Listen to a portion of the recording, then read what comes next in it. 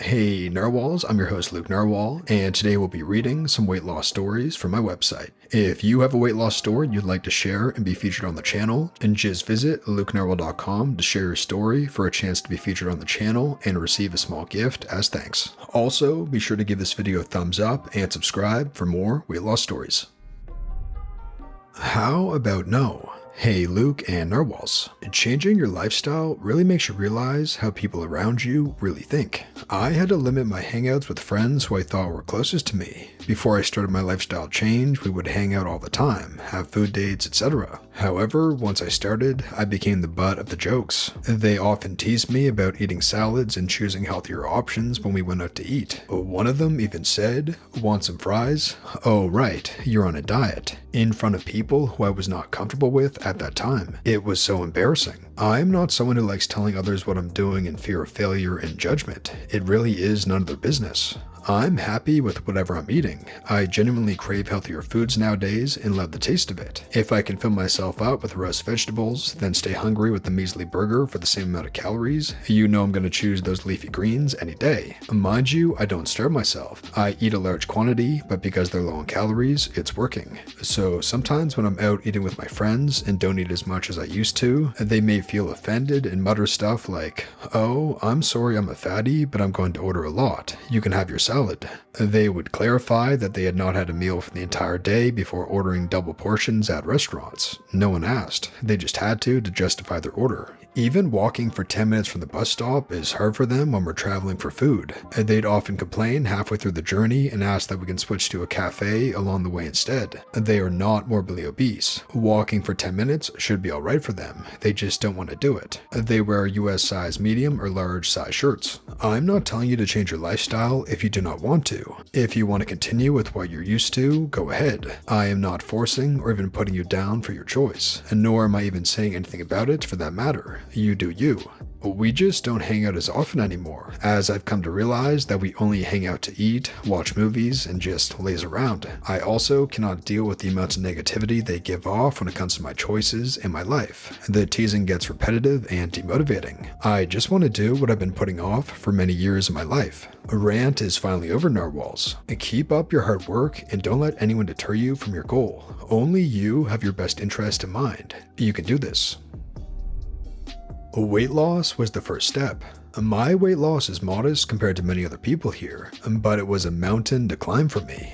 I put on weight when I was 20. I was really struggling in college, and eating seemed to be the only way to calm down my fears. I ate and ate, and in a span of a couple of months, I had put on around 40 pounds. The next half decade would be spent in a constant struggle to accept my body the way it is, while trying to lose the weight I had gained half-heartedly. I would lose a few pounds, be really happy, and gain it right back when I was stressed. Meanwhile, I used my weight as a shield. I felt people took me more seriously in my career because I didn't look so great. I would just postpone dating because who could ever be attracted to me?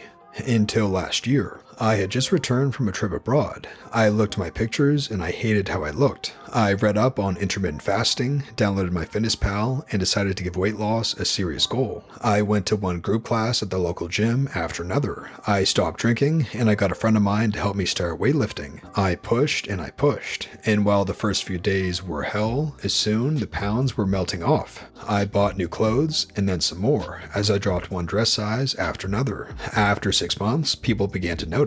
I was only halfway there.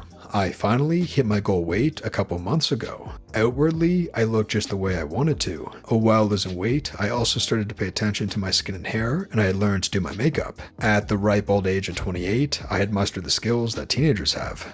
Unfortunately, I still wasn't happy. If anything, my mental health went down the drain. Suddenly, a lot of my friends didn't want to be around me. I had always been the overweight friend. I didn't know I had an identity beyond that. The first time I went to a bar, I got hit on in a horrible way. I spent the next week wallowing in bed, blaming my weight loss and vanity for everything that happens to me. But I didn't know what had gone wrong.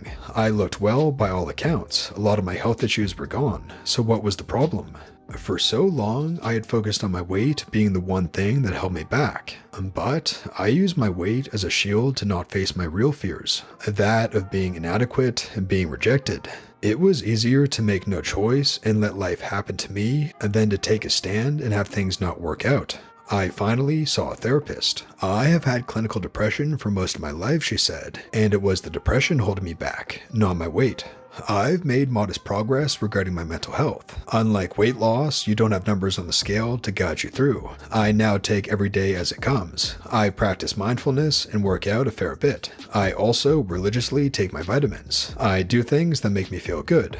I still sometimes feel people are meaner to me now that I have lost weight, but I try not to read too much into it. Losing weight has made me empathetic to the struggles of other people. To all the people starting your weight loss journey, do not assume it will fix your unhappiness as well. Think about why you have gained weight and why you haven't felt the urge to lose it yet. For me, the best gain from losing weight was figuring out what it really was that made me so unhappy, and for that, I will always be glad I took the step. Self-love, meditation, portion control, and cauliflower rice. Alright, so I've always been obese. My wake-up call was when I was around 11 years old. I was so obese the kids in school would name me bowling ball. It made me super self-aware. After going to a camp full of obese kids, I very slowly changed my eating habits with my doctor's supervision. A few things I started doing was taking walks, only drinking water, and eating homemade meals. My weight dropped very slowly and I was still in puberty, so at some point it just stopped. I may have to add that I have been in and out of foster care and have had a rather rough life. I had some very bad experiences at a young age, and eating was my coping mechanism. After turning 18, I had gained some weight back, and it kind of scared me because I don't want to be like my mother who weighs 500 pounds, plus my non-existent dad.